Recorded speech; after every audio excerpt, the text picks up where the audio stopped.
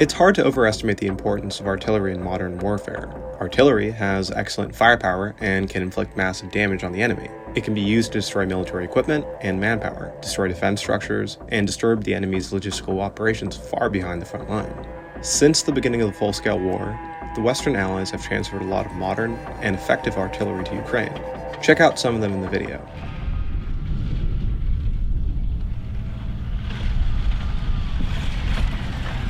We are about to witness a Ukrainian artillery unit using a French-made self-propelled artillery system CZAR. This is a very rare exclusive footage because the Ukrainian side is trying to keep the guys' work secret due to the high interest of the Russian forces.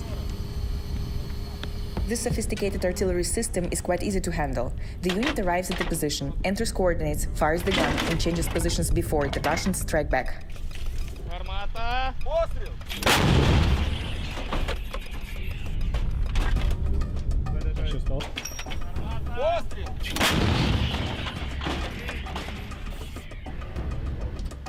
The men receive coordinates from air reconnaissance. A Polish-made fly eye spots a Russian Tunguska designed for shooting down low-flying aircraft, helicopters, and UAVs.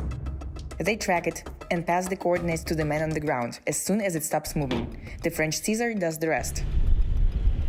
All in all, it took 2 minutes to arrive in the position, load the gun, shoot it, and then load it back. Very fast and very efficient.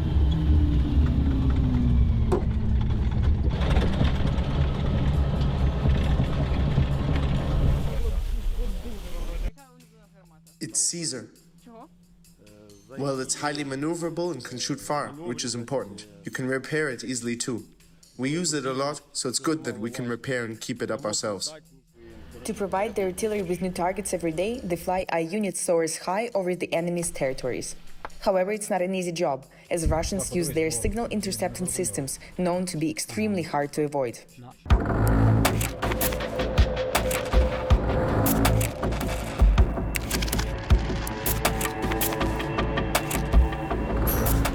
But what helps Ukraine withstand against prevailing Russian forces is new generation of more fast and precise weapons like what you have behind me, the mighty Panzerhaubitze 2000.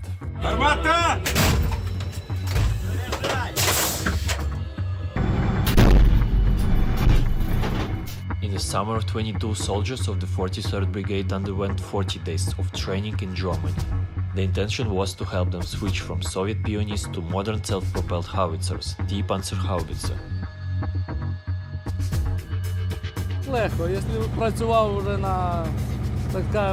It's easy. After working on Soviet machinery, this is like driving a Mercedes. After Zhiguli, I got into a Mercedes. Alexei is a howitzer commander. As an artillery enthusiast, it was a dream of his to simply just see the Panzerhaubitze somewhere in a museum. But he certainly never imagined that he'd be working with one a whole year into the full-scale invasion. The first time I fired it in Germany at the training field, it was like sex. I was like, man, I fired a PzH 2000. I couldn't have dreamed of that. For me, it was something unbelievable. Panzerhaubitze is superior over its counterparts in many ways. With heavy modern armor and isolated ammunition storage, it provides safety and confidence to its operators. Alexei says that they can spend days in the armored vehicle in combat positions. This howitzer can perform any artillery task that exists today. Its automated systems of ammo feeding and GPS targeting allows it to work at least 10 times faster compared to the Peony. Because of that, here in the Bakhmut direction, the Panzerhaubitze mainly works with counter-artillery fire. 3 shells are fired in 10 seconds. At the moment they all hit the target, I'm already gone. Despite its many advantages, the highly complicated systems of Panzerhaubitze do need a lot of maintenance. They were never tested in such rough conditions, shooting from 60 to 100 rounds a day. Still, such weapons prove to be a great advantage over Russia's Soviet tactics. They are being put to good use by the 43rd Artillery Brigade of great power, which continues to liberate Ukrainian land, meter by meter. We will occupy fronts stretching hundreds of thousands of kilometers, with armies of millions. This is the concept that the Russians still have. They want to flatten everything inside with huge hordes. On the other hand, we are accurately destroying their artillery and manpower. Behind me is the Archer, the most automated self-propelled howitzer there is. It is one of 8 Archer systems delivered to Ukraine by Sweden, and it has finally arrived for the first real battle test in the harsh conditions of eastern Ukraine. Let's see what the crew has to say about it. Before our training trip, my friend told me this was the best thing in artillery that was ever invented. And now I realize he was right. This is a very technologically advanced machine. It may very well be ahead of its time.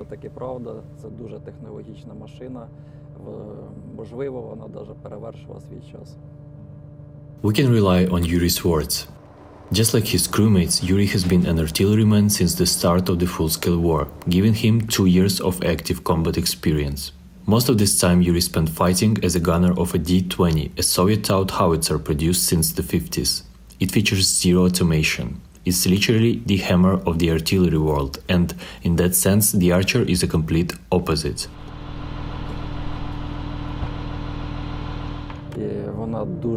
It is very maneuverable. The deployment time is 30 seconds. This is the best indicator among self-propelled artillery systems. I believe that the Archer is a sniper howitzer. It hits straight on target, not aiming in squares, but directly into it, literally in 1 to 2 shots.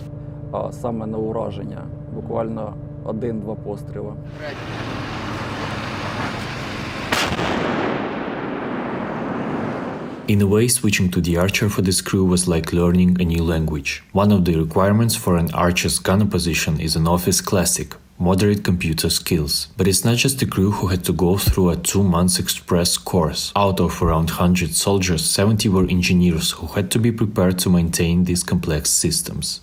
Yuri's favorite feature is the automation. The crew doesn't have to leave the armored cabin when on a mission at all. Theoretically, it could be operated by just one person. That, as well as the 30-kilometer range with a standard shell, makes it a state-of-the-art system.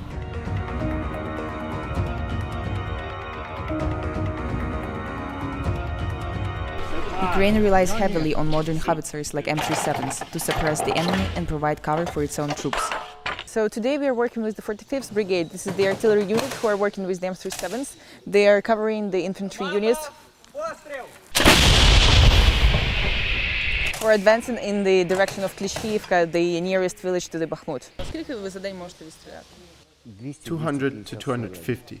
That's a whole day of work. If you maintain the gun, it does not fail. Each howitzer has fired tens of thousands of rounds. 107s, fragmentation, or you can switch to high explosive. We use them for infantry. Після того, як ти отримуєш координати, що тобі треба зробити, щоб підготуватись до пострілу? We enter the angle to understand how high to raise the barrel. We have a bubble meter that we use to set the level, and we have an angle meter. We enter the angle, and through the sight, we aim at the collimator and rotate the gun accordingly.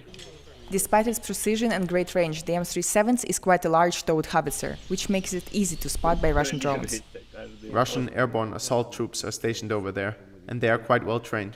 If they open fire on us, it is with large caliber systems, or MLRS. We use them to protect the gun from Russian suicide drones. It's quite effective. Some guns were not damaged at all, some had minimal damage. The first howitzers to arrive in Ukraine were used to liberate the Kharkiv and Kherson regions. They also played an important role in the Vuhledar direction, where Russia tried to advance with large forces this winter, but suffered significant losses.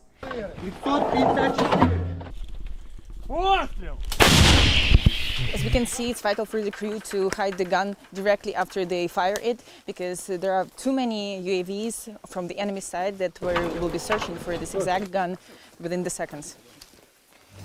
Behind me you have the M109A6 Paladin.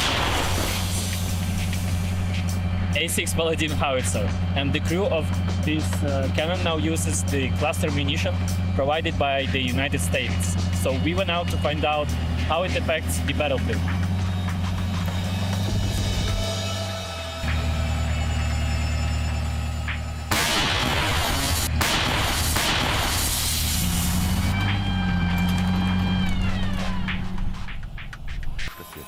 The The M109 Paladin is the US Army's primary tool of indirect fire support. With standard shells, it's already a powerful weapon. So why does Ukraine need cluster munition? The answer is simple: it's effective. The enemy horde is just too big. Clusters are the best way to target an area with no need to hit each and every infantryman. Let's imagine a scenario. The drone detects, for example, some kind of armored personnel carrier moving along the tree line. While they are still driving, we are already rolling out the howitzer and charging it. As soon as they stop somewhere and the enemy infantry rushes from the vehicle with guns and ammunition, we shoot at them.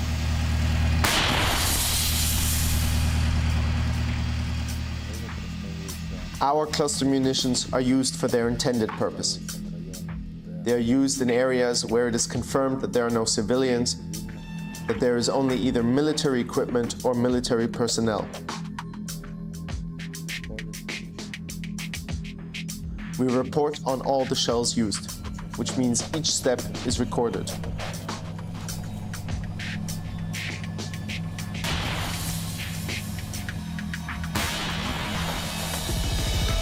This Paladin now defends the road between the recently liberated village of Robotine and Tokmak, a strategically important town on the road to Crimea. The crew is shooting from 50 to a stunning 100 rounds per day. When the infantry needs help, there's no room for economy. And cluster munition is an effective way to achieve the goal of all Ukrainians: move forward and liberate what is rightfully ours.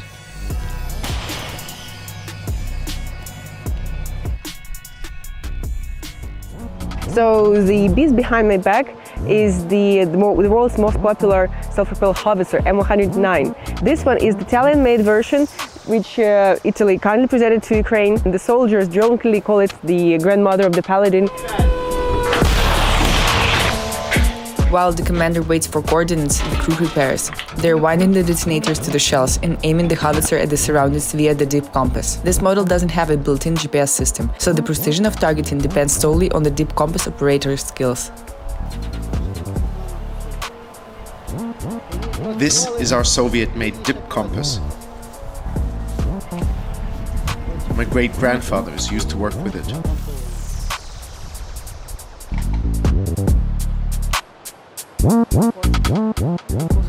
The shot is fired from here. This is the device that we use for aiming. We choose how we work depending on the target. Either we orient against the dip compass, or we simply choose the direction of the target. And only then, at the command of the officer, we load, aim, check, and fire.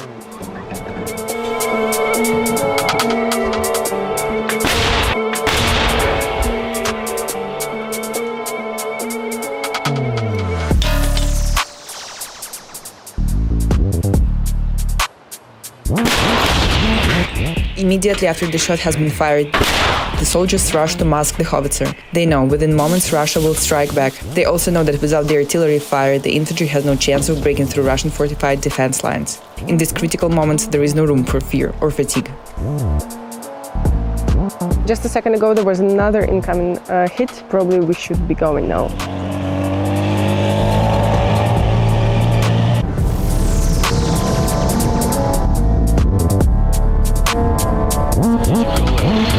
It's M142 HIMARS. Let's see how their work has changed after a year and a half of full-scale war.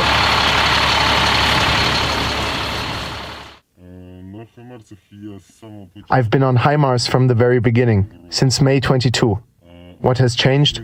This is war, and we take into account the enemy's tactics and how the enemy adapts. Right now, we simply cannot reach them, which means we need more long-range missiles. What kind of missiles? ATACMS. That's it. Ukraine has been requesting more ATACMS systems that extend the reach of HIMARS up to 300 kilometers for a while now.